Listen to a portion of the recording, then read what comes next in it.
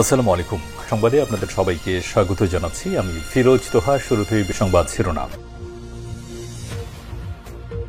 বাংলাদেশের সর্বশেষ গুরুত্বপূর্ণ আপডেট সংবাদে আপনাকে স্বাগত। শুরুতেই সংবাদ শিরোনাম, পরে বিস্তারিত। প্রথমেই জানাবো, জুলাই সনদের উদ্দেশ্য প্রতিষ্ঠা করেই নির্বাচনে অংশ নেব বললেন নাহিদ ইসলাম। গণ অভ্যুত্থানের 1 বছর পার হয়েছে, অনেক হিসাব নিকাশ করেছি, আকাঙ্ক্ষা পূরণ হয়নি। গত 1 বছরে জাতীয় নাগরিক পার্টি ছাড় দিয়েছে, এখন আর ছাড় দেবে না। জুলাই সনদের যে উদ্দেশ্য তা প্রতিষ্ঠা করে নির্বাচনে অংশ নেব বলে জানিয়েছেন নাহিদ ইসলাম। সংঘাতে 21,000 সন্দেহভাজনকে গ্রেপ্তার করেছে ইরান। গত জুন মাসে ইসরায়েলের সঙ্গে 12 দিনের সংঘাতে অন্তত 21,000 সন্দেহভাজন ব্যক্তিকে গ্রেপ্তার করেছে ইরানের নিরাপত্তা বাহিনী। বিভিন্ন গোয়েন্দা সংস্থা এবং নাগরিকদের দেয়া তথ্যের ভিত্তিতে গ্রেপ্তার করা ওই সন্দেহভাজন ব্যক্তিদের।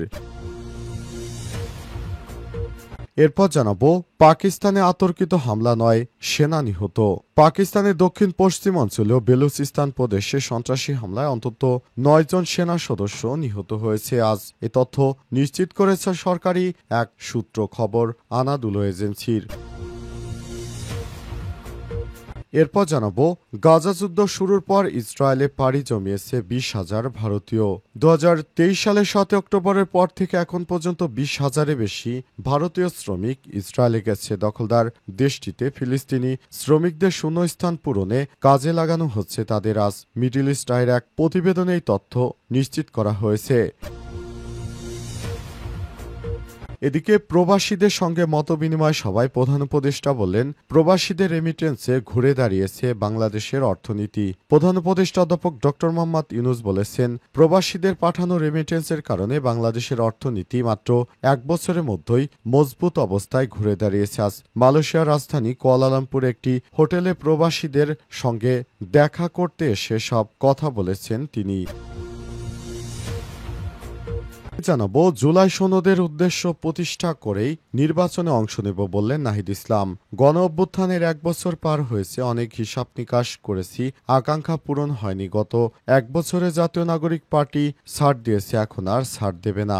জুলাই সনদের যে উদ্দেশ্য তা প্রতিষ্ঠা করে নির্বাচনে অংশ নেব বলে জানিয়েছেন নাহিদ ইসলাম। নাহিদ ইসলাম বলেছেন, আমরা জুলাই সনদের জন্য যে উদ্দেশ্য নিয়ে আমরা রাজপথে নেমেছিলাম সে উদ্দেশ্য পূরণ করতে অন্তর্বর্তীকালীন সরকারকে আমরা ক্ষমতায় বসিয়েছি। আর সরকার আমাদের সেই কর্মকাণ্ডকে কোনোভাবেই মেনে নিচ্ছে না। সরকার নিজের মতো করে রাষ্ট্র পরিচালনা করছে, যেটা কোনোভাবেই গ্রহণযোগ্য নয়। তিনি আরও বলেছেন, আমরা যেভাবে রাষ্ট্রটাকে পুনরায় দখলদারিত্বের হাত থেকে বাঁচিয়েছি, আমরা সেই রাষ্ট্রকে পুনরায় গঠন করার জন্য অন্তর্বর্তীকালীন সরকারের প্রতি বিনীত আহ্বান জানিয়েছি। কিন্তু সরকারের পক্ষ থেকে কোনোভাবেই আমাদের বিষয়গুলো দেখা হচ্ছে না। তাই নতুন করে যে সব সমস্যা পড়ছে, আমরা সেই বিষয়গুলো আমরা অত্যন্ত গুরুত্বের সঙ্গে দেখছি এবং আগামীতে একটি সুন্দর বাংলাদেশ বিনির্মাণ করার জন্য অন্তর্বর্তীকালীন সরকারের প্রধান উপদেষ্টা যে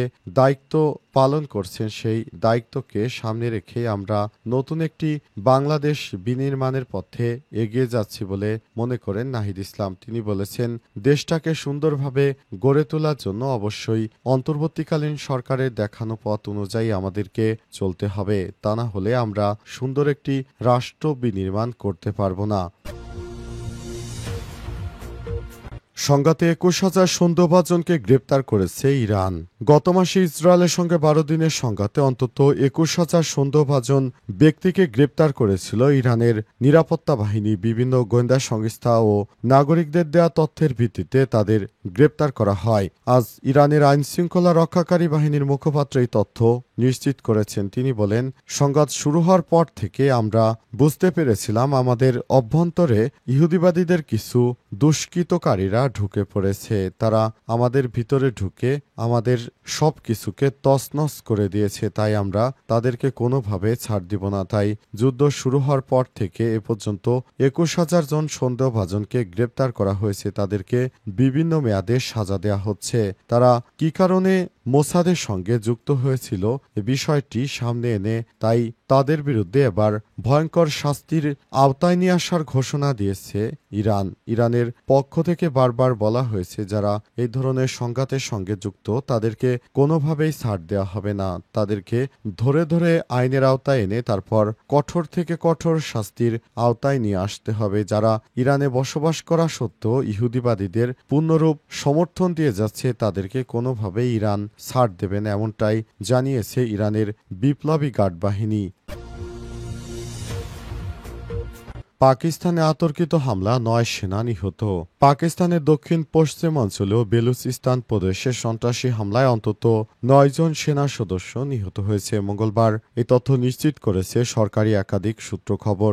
আনাদুলু এজেন্সি যুক্তরাষ্ট্র এই অঞ্চলে থাকা দুটি গুরুত্বপূর্ণ গোষ্ঠীকে সন্ত্রাসী সংগঠন ঘোষণা করার একদিন পরে সর্বশেষ এই হত্যাকাণ্ডের ঘটনা ঘটল। সরকারি সূত্র জানিয়েছে দক্ষিণ পশ্চিম পাকিস্তানের বেলুচিস্তানের ওয়াশুক জেলায় এক আতর্কিত হামলার এই ঘটনা ঘটে। পাকিস্তান সেনাবাহিনীর পক্ষ থেকে এখন পর্যন্ত এই ঘটনার ব্যাপারে আনুষ্ঠানিক বক্তব্য আসেনি। এখন পর্যন্ত কোনো গোষ্ঠী এই হামলার দায় স্বীকার করেনি। খনিজ সমৃদ্ধ বেলুচিস্তান প্রদেশে দীর্ঘদিন ধরে জঙ্গিবাদ, সন্ত্রাসবাদ ও হামলার কেন্দ্রস্থল হয়ে উঠেছে।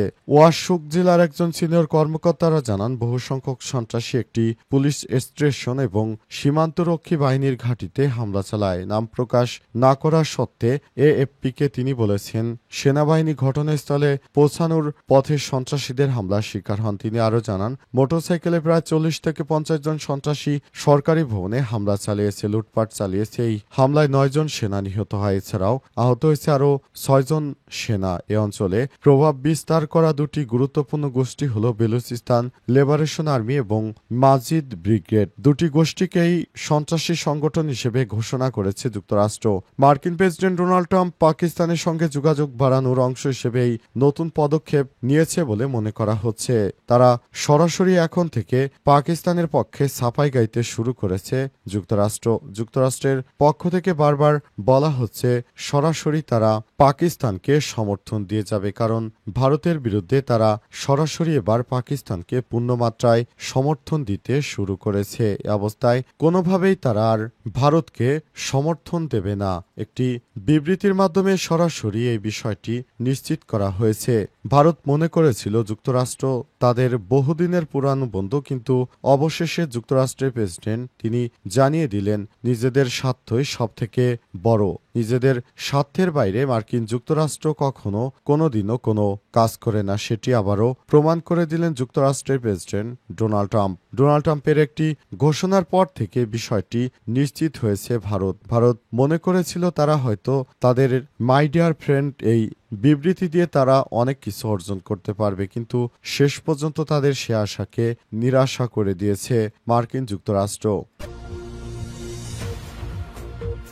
গাজা যুদ্ধ শুরুর পর ইসরায়েলে পাড়ি জমিয়েছে ২০,০০০ ভারতীয়। ২০২৩ সালের ৭ অক্টোবরের পর থেকে এখন পর্যন্ত ২০,০০০-এর বেশি ভারতীয় শ্রমিক ইসরায়েলে গেছে। দখলদার দেশটিতে ফিলিস্তিনি শ্রমিকদের শূন্যস্থান পূরণ কাজে লাগানো হচ্ছে।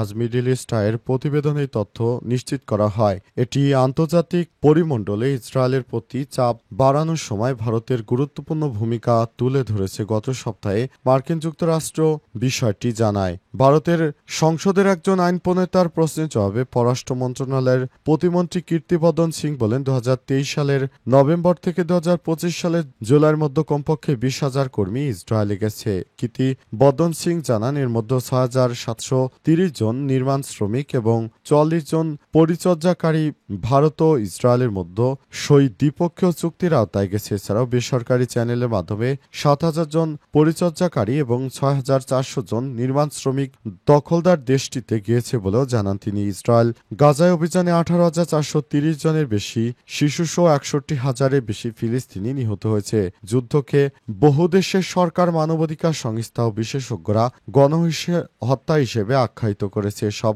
ঘটনার মধ্যে ইসরায়েলে শ্রমিক সংকট পূরণ করছে ভারতের পক্ষ থেকে অনেক শ্রমিক পাঠানো হচ্ছে। প্রবাসীদের সঙ্গে মতবিনিময় সভায় প্রধান উপদেষ্টা বললেন, প্রবাসীদের রেমিটেন্সে ঘুরে দাঁড়িয়েছে দেশের অর্থনীতি। প্রধান উপদেষ্টা অধ্যাপক ডক্টর মোহাম্মদ ইউনূস বলেছেন, প্রবাসীদের পাঠানো রেমিটেন্সের কারণে বাংলাদেশের অর্থনীতি এক বছরের মধ্যে মজবুত অবস্থায় দাঁড়িয়েছে। আজ মালয়েশিয়ার রাজধানী কুয়ালালামপুর একটি হোটেলে প্রবাসী বাংলাদেশি কমিউনিটির সঙ্গে এক মতবিনিময় সভায় সব কথা বলেন তিনি। প্রধান উপদেষ্টা বলেন, স্বৈরশাসনের সময় টাকা চুরি করে ব্যাংক খালি করা হয়েছিল, পুরো আর্থিক অবস্থা ভেঙে পড়েছিল, কিন্তু প্রবাসীদের পাঠানো রেমিটেন্সের কারণে অর্থনীতি মজবুত অবস্থায় ফিরে এসেছে। প্রবাসীদের ভোটাধিকার নিশ্চিত করা হয়েছে উল্লেখ করে তিনি বলেন, আগামী ফেব্রুয়ারিতে যে নির্বাচন অনুষ্ঠিত হতে যাচ্ছে সেই নির্বাচনে আপনারা ভোট দিতে পারবেন। নির্বাচন কমিশন এ নিয়ে কাজ শুরু করেছে।